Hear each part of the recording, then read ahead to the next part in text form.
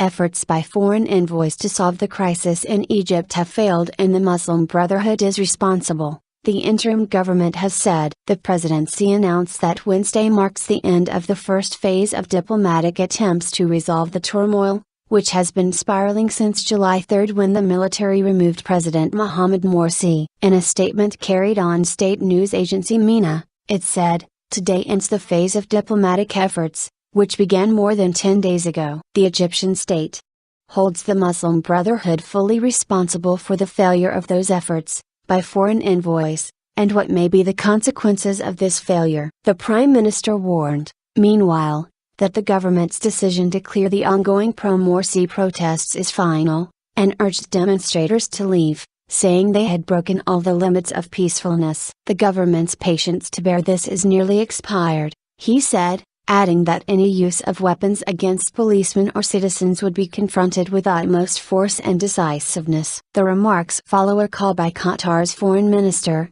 Khalid al-Attiyah, to release members of the Muslim Brotherhood from jail, and come amid visits to Cairo by U.S. Senators John McCain and Lindsey Graham. "This is essentially the first time we have heard from Egyptian officials on the outcome of mediation efforts," said Al Jazeera's Roy Arega, reporting from Cairo. "There are so many concerns about possible security interference. The removal of sit-ins by force could result in a large number of fatalities should authorities decide to go down that route." Foreign envoys from America, Europe, Africa and several Gulf Arab states have been visiting Egypt in the past month, with little success. Thousands of pro-Morsi protesters have camped out in Cairo, demanding the reinstatement of the leader, and rejecting proposals by the interim leadership. They say that several of their political leaders have been detained illegally, including Morsi himself. The EU's Foreign Affairs head Catherine Ashton and an African Union delegate, former Malian President Alpha Oumar Konaré,